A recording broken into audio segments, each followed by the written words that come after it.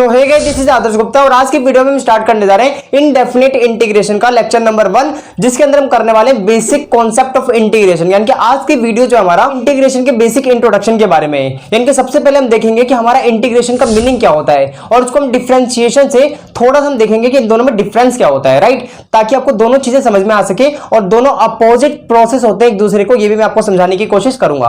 और उसके बाद आपको पता है, अगर आपने इंटीग्रेशन करा होगा तो जैसे आप इंटीग्रेट करते हो तो आपको कोई फंक्शन मिलता है और साथ में आपको कांस्टेंट मिलता है। तो हम कांस्टेंट ये आता है कहां से, क्यों लिखते हैं इसको, राइट। तो ये सारी चीजें हम आज की वीडियो में देख रहे होंगे। देखो इंट्रोडक्टिव पार्ट है तो हो सकता है आपको थोड़ा बहुत समझ में ना आए, तो आप एंड तक बने रहना, आपको 100% समझ में आएगा। और अगर आपको नहीं आता तो एक बार आप बुक से भी प्रेफर करोगे अपने, आपको धीरे धीरे चीजें समझ में आती है कैलकुलस में, राइट। तो चलिए हम वीडियो को स्टार्ट करते हैं। और उससे पहले एक रिक्वेस्ट है कि अगर आपको इस लेक्चर से रिलेटेड कोई भी नोट्स चाहिए तो आप डिस्क्रिप्शन में विजिट कर सकते हो, वहां से आप नोट्स डाउनलोड कर सकते हो, राइट। तो चलिए हम वीडियो को स्टार्ट करते हैं।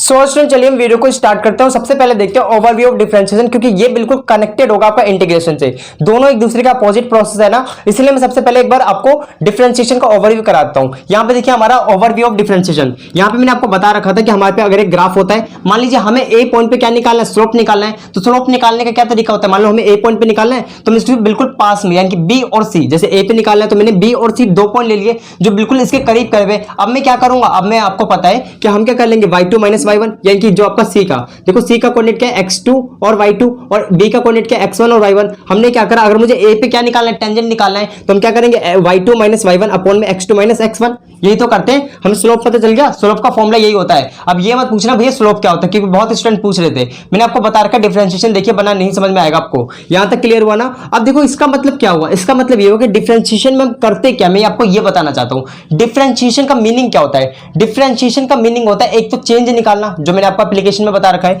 और यहां पे अगर आप देखोगे ठीक से तो हमने सबसे पहले करा क्या, मीनिंग ऑफ डिफरेंशिएशन है क्या, यहां पे यानी कि सबसे पहले हमने क्या करा, सब्ट्रैक्ट करा, देखिए डिफरेंस निकाला दोनों चीजें का, y2 minus y1 x2 minus x1, फिर दोनों को हमने क्या करा, डिवाइड करा। यानी कि हमें ये पता चल गया कि डिफरेंशिएशन का मीनिंग क्या होता है। डिफरेंशिएशन का मीनिंग होता है पहले डिफरेंस निकालना फिर उनको डिवाइड करना, यानी कि ये दो प्रोसेस इन्वॉल्व होते हैं किसमें, डिफरेंशिएशन में। ये चीज तो क्लियर हो गई ना। और ये पॉइंट तो आप याद ही रखना कि अगर मुझे एक पॉइंट पर स्लोप निकालना है तो मैं उसके आसपास बिल्कुल बगल में क्या करता हूं, दो पॉइंटों को सिलेक्ट करता हूं। और मेरे को अगर आपको पता है कि अगर हमें दो पॉइंट पता है और मुझे मान लो ये हमारा दे रखा है, इसका कोऑर्डिनेट पता है, उसका भी कोऑर्डिनेट पता है, तो हम दोनों की मदद से क्या निकाल सकते हैं, स्लोप निकाल सकते हैं ना। स्ट्रेट लाइन में आपने पढ़ा होगा, तो वही कंडीशन मैंने यहाँ पे अप्लाई करी है। ये चीज समझ में आपको डिफरेंशिएशन किस तरीके से निकालेंगे। अब यहाँ पे देखिए अब आपको ये चीज क्लियर हुई होगी डिफरेंशिएशन की। अब देखिए हम देख लेते हैं ओवरव्यू ऑफ इंटीग्रेशन, इंटीग्रेशन का ओवरव्यू देखते हैं, अब बहुत अच्छे ढंग से आपको क्लियर हो जाएगा। देखिए अब हमने क्या बोला कि यहाँ पे इंटीग्रेशन का जो ज्यादातर यूज होता है किस लिए होता है, एरिया अंडर कर्व निकालने के लिए। देखो मैं अभी आपको बताता हूँ, मान लीजिए हमारा ये x एक्सिस हो गया, ये y एक्सिस हो गया, यहाँ पे हमारा y इक्वल्स टू fx एक ग्राफ है। हमने क्या बोला कि आप ये एरिया हमें निकाल के बता दीजिए जरा नीचे वाला। तो ये एरिया कैसे निकालोगे, क्या पे कोई फॉर्मूला है, क्या कोई ऐसे फिगर का, ऐसा फिगर है कोई, तो इस फिगर का कोई निकालने का फॉर्मूला होता है क्या, नहीं होता। अगर आप पे रेक्टेंगल होता तब तो आप निकाल देते l इंटू बी करके, या फिर अगर आप पे इस तरीके सर्कल होता तब पाई आर स्क्वायर करते एरिया निकल जाता। लेकिन ये तो अलग ही शेप हो गया, यानी कि कोई भी डिफाइन शेप तो है नहीं, तो कैसे निकालेंगे। तो बेसिकली जो इंटीग्रेशन का यूज होता है वो एरिया पता करने के लिए होता है। मैं भी आपको प्रूफ करके दिखाता हूं। देखिए हमने क्या बोला यार, इसका एरिया अगर हमें निकालना है तो हम कैसे निकालें, कुछ ना कुछ तो करना पड़ेगा, निकालना तो पड़ेगा ना। तो कैसे करें, तो हमने बोला कि यार अगर मैं यहाँ पे इसको इससे कनेक्ट कर दूं, ऐसे आप देख सकते हैं, इसको मैंने ऐसे कनेक्ट कर दिया, इस तरीके से ऐसे मैंने कनेक्ट कर दिया, तो यहाँ पे देख सकते हो यहाँ पे क्या बन गया आपका रेक्टेंगल। यहाँ पे तो रेक्टेंगल देखो ना, अगर मैं सही से कनेक्ट कर लूं, थोड़ा सा देख लिया करो, ये हो गया मेरा रेक्टेंगल, तो ये तो रेक्टेंगल हो गया। लेकिन अगर देखो इसका तो एरिया तुम निकाल लोगे, लेकिन ये तो रह गया ना, इधर वाला भी रह जाएगा, ठीक है, यहाँ तक है आपका ये, इस तरीके से ये भी रह जाएगा, और ये ऊपर वाला भी तो एरिया रह गया, इसको कैसे निकालोगे। यानी कि एक चीज पता चला, यानी कि यार हम रेक्टेंगल खींच रहे हैं तो कुछ ना कुछ तो एरिया निकल जाता है ना। जैसे मैंने रेक्टेंगल इस तरीके से ज्वाइन कर तो कुछ तो एरिया निकल गया, लेकिन बहुत सारा एरर आ गया, देखो ये नहीं निकल पाएगा, ये नहीं निकल पाएगा, ये नहीं निकल पाएगा, तो ये एक्यूरेट तो नहीं है। तो हमने क्या बोला कि यार हम ऐसे रेक्टेंगल ना लेके हम क्या करते हैं, इस चीज को ऐसे देखिए, इस चीज को हम क्या करते हैं, इस पूरे एरिया को हम ऐसे बांटते हैं, ऐसे ऐसे ऐसे, और इस तरीके से हम एरियाज में बांट लेते हैं। लेकिन पता है यहाँ पे दिक्कत क्या है, यहाँ पे दिक्कत ये हो चुकी है, देखिए हमने इस तरीके से ले लिया रेक्टेंगल में, अब हम पहले रेक्टेंगल, दूसरे रेक्टेंगल, तीसरे रेक्टेंगल, चौथे, इस तरीके से जितने भी रेक्टेंगल होंगे, एंड टाइम तक रेक्टेंगल होंगे, सबको हम क्या करेंगे, जोड़ देंगे एरिया, है ना, एरिया निकाल के हम क्या कर देंगे, जोड़ देंगे, फाइनली हमारा आंसर आ जाएगा। लेकिन एक बात बताओ, अगर आप देखोगे तो ये फिगर देखो, मान लो जैसे ये है हमारा, तो ये कुछ इस तरीके का नहीं फिगर दिख रहा आपको, ऊपर से ऐसे, इसकी बात कर रहा हूं मैं, तो ये इस तरीके से आपको फिगर दिख रहा है। अब बोलोगे भैया ये रेक्टेंगल का है, ये रेक्टेंगल तो है नहीं, कुछ और भी तो है ऊपर देखिए, तो यानी कि इतने का क्या आ रहा है, एरर आ रहा है, ये एरर ही तो हो गया भाई, ये नहीं निकाल पाओगे, तो एरर ही तो है। तो एरर को मिनिमाइज करने के लिए हम क्या करें, देखो एक रेक्टेंगल ड्रॉ किया था तो बहुत ज्यादा एरर था, बहुत सारे रेक्टेंगल मैंने ड्रॉ करे तो अब बहुत कम एरर है, एरर है लेकिन बहुत ही कम है। कितने का एरर है देखिए ना, हर किसी में इतने का एरर है, इसमें इतने का एरर है, इसमें इतने का एरर है, इस तरीके से आप देख सकते हैं। तो हमें अगर और एरर मिनिमाइज करना है तो हम क्या करेंगे, इसको और भी छोटे छोटे रेक्टेंगल में बांटेंगे। जैसे आपका ये हो गया, देखो बहुत छोटे छोटे, यानी कि हमने इसको इंफिनिटी रेक्टेंगल में डिवाइड कर दिया, यानी कि इसको इतने भागों में काटा कि ये इंफिनिटी रेक्टेंगल हो गया। जैसे यहाँ पे तो काउंट कर पा रहे 1 2 3 4 5 6 7 8, लेकिन अब हम इसको इतने भागों में काट देंगे, यानी कि बांट देंगे रेक्टेंगल्स में कि वो इंफिनिटी हो जाएंगे, यानी कि इंफिनिटी, यानी कि आप गिन ही नहीं पाओगे, इतने रेक्टेंगल में हमने बांट दिया। तो देखिए अगर हम बांटने की कोशिश करें तो इस तरीके से, इस तरीके से, इस तरीके से मैं भी बांट नहीं पाऊंगा, मैं आपको बता रहा हूं। इस तरीके से करते करते मैंने इंफिनिटी रेक्टेंगल में इसको बांट दिया। इससे फायदा क्या हुआ, इससे फायदा ये हुआ कि अगर आप इसको इंफिनिटी रेक्टेंगल में बांट दोगे तो इससे क्या होगा, एरर बहुत कम हो जाएगा। खुद भी देखिए ना भाई, जैसे मान लीजिए ये आपका एरर था, यहाँ पे एरर आ रहा था ना, अब आपने इसको बहुत सारे छोटे छोटे पीसेस में बांट दिया। जैसे आपका एक ये मैंने एरिया दिखाया था, और आप इसको और भी छोटे छोटे भागों में बांट दोगे तो यहाँ पे देखो रेक्टेंगल क्या हो जाएगा, उसका एरर देखो रेक्टेंगल ही तो हो गया, स्ट्रिप जो होगा लगभग रेक्टेंगल हो जाएगा, एरर क्या हो जाएगा, बहुत ज्यादा मिनिमाइज हो जाएगा। इतने का ही तो एरर है इस वाले रेक्टेंगल में, देखोगे छोटे वाले पीस में तो है ना, यानी कि एरर कम से कम हो गया है ना के बराबर हो जाएगा अगर आप इसको इन्फिनिटी पीस में डिवाइड कर दोगे तो ये चीज आपको क्लियर हुई। मैंने क्या बताने की कोशिश करी कि हमने क्या करा, ये जो बड़ा सा एरिया था उसको मैंने इन्फिनिटी रेक्टेंगल्स में डिवाइड कर दिया, यानी कि बांट दिया, इसको स्ट्रिप काट दी मैंने। क्लियर हुआ यहां तक? प्लीज आप बताना क्लियर हुआ है कि नहीं हुआ, क्योंकि बहुत सारे स्टूडेंट को डिफरेंशिएशन का लेक्चर वो क्लियर नहीं हो रहा था। मैंने आपको देखो बहुत प्यार से समझाने की कोशिश करी है। एक रेक्टेंगल में बांटा था तो बहुत ज्यादा एरर था, हमने 3-4 में इस तरीके से और भी हमने बांटा 10-15 में, तो हमने देखा एरर तो है भाई। अगर इसी तरीके से हमें और भी एरर मिनिमाइज करना है तो हमने क्या बोला, एक कॉन्सेप्ट का यूज करा, हमने बोला चलो हम इसको इन्फिनिटी रेक्टेंगल में बांटते हैं। ये पॉसिबल नहीं है लेकिन हम भाई सोचने में तो कुछ नहीं जाता, सोच तो सकते ही हो ना। इन्फिनिटी रेक्टेंगल में बांट दिया, यानी कि बहुत सारे रेक्टेंगल ऐसे आप गिन नहीं सकते, बहुत छोटे छोटे छोटे छोटे पीसों में काट दिया। अब हम क्या करेंगे, अब हमें एरिया अंडर कर्व निकालना है। देखो रेक्टेंगल नंबर 1 2 3 4 5 6 इस तरीके से इन्फिनिटी तक, ये मान लो पहला रेक्टेंगल है, ये दूसरा रेक्टेंगल हो जाएगा, ये तीसरा, ये चौथा, इस तरीके से कहां तक है, इन्फिनिटी तक, यानी कि एन टर्म तक है, राइट। अब देखो अगर मुझे पहले वाले का रेक्टेंगल का एरिया निकालना है, अब मान लो ये छोटी सी लेंथ है ना, बहुत छोटा सा पीस होगा ये, यानी कि छोटी सी इसकी ब्रेथ होगी, हमने इसको क्या बोला dx है ना, और अगर ये dx हो गया, ये x की वैल्यू होती है, अगर आप इसको इसके अंदर पुट करोगे तो आपको क्या मिलेगा y1, ये क्या हो जाएगा, यहां से यहां तक की लेंथ क्या हो गई आपकी y1।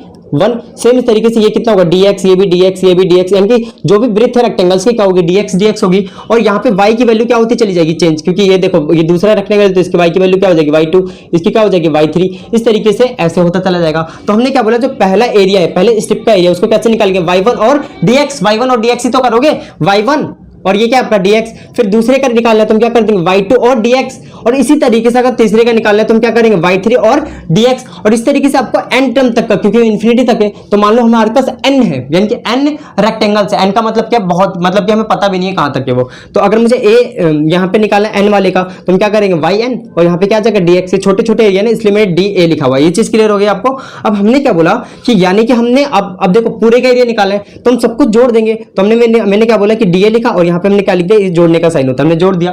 किसको जोड़ रहे हैं, इसको जोड़ रहे हैं। तो देखो अगर आप इसको जोड़ोगे और इधर देखो ये सारे जुड़ के कहां तक जुड़ेंगे, देखो यहाँ पे n का साइन है, यहाँ पे क्या है dx, क्योंकि dx तो सब में सेम था, यहाँ पे क्या था 1 2 3 4 5 6 7 8, और ये कहां तक, n तक। तो हमने यहाँ पे देख सकते हो ये किसका साइन होता है, समेशन का साइन होता है, समेशन का साइन होता है ना। उसके बाद देखो कहां से, यानी कि n लिखा हुआ है ना, तो यानी कि कहां से कहां तक, n बराबर 1 से लेकर इन्फिनिटी तक, क्योंकि देखो ना भाई n का मतलब क्या है, यहाँ पे y1 रखोगे, y2 y3 इस तरीके से सबको सम अप करा हुआ है, तो ये इसी तरीके से n की वैल्यू कहां से 1 से लेकर इन्फिनिटी तक। ये चीज क्लियर हो गई आपको? अब इसके बाद हम क्या बोल सकते हैं, रिक्वायर्ड एरिया जो आएगा आपका, अगर आप देखो dn के छोटे छोटे एरियाज को अगर जोड़ोगे तो क्या बन जाएगा, बड़ा एरिया बन जाएगा। तो ये आ गया आपका एरिया, हम इसको लिखते हैं a से, ये आपका आ जाएगा एरिया, इसको हमने लिख दिया a, ये इंटीग्रेट होकर a बन जाएगा। यहाँ पे देखो इसका क्या मतलब है, इसका मतलब ये है कि अब हम इसकी जगह ये जो सिंबल होता है ना n = 1 इन्फिनिटी, इसकी जगह हम क्या यूज करते हैं, इस तरीके से इंटीग्रेशन। ये ध्यान रखना, अगर किसी भी एंट्रेंस एग्जाम में आता है कि इंटीग्रेशन का साइन क्या रिप्रेजेंट करता है, तो आप बताओगे समेशन n 1 से लेकर इन्फिनिटी तक ये साइन रिप्रेजेंट करता है। तो इस साइन की जगह हम क्या लिखते हैं, इंटीग्रेशन। इंटीग्रेशन का मतलब क्या होता है, देखो इसीलिए मैं आपको क्या पढ़ा रहा हूं, इनडेफिनेट इंटीग्रेशन, यानी कि इन देख सकते हो कहां तक जा रहा है, कुछ है, देखो नीचे वाला तो हमें पता है n इक्वल्स टू 1, लेकिन हमें पता नहीं वो कहां तक जा रहा है, तो हमने क्या बोला इनडेफिनेट इंटीग्रेशन। इसका साइन कैसा होता है, इस तरीके से। यहां तक क्लियर हुआ, यानी कि हम इसका एरिया इस तरीके से निकालेंगे। तो बताओ ये चीज क्लियर हुई है कि नहीं हुई है। मैंने आपको इंटीग्रेशन और डिफरेंशिएशन दोनों में अंतर बताने की कोशिश करी और मैंने बताया कि दोनों में क्या रिलेशन है। अब अगर आप देखने की कोशिश करोगे सही ढंग से तो मैं आपको एक चीज क्लियर करना चाहता हूं कि अब देखो यहां पे हमने किया क्या है, मीनिंग क्या है इंटीग्रेशन का। आप यहीं पे लिख लोगे इंटीग्रेशन का मीनिंग, यानी कि मीनिंग ऑफ इंटीग्रेशन, है ना।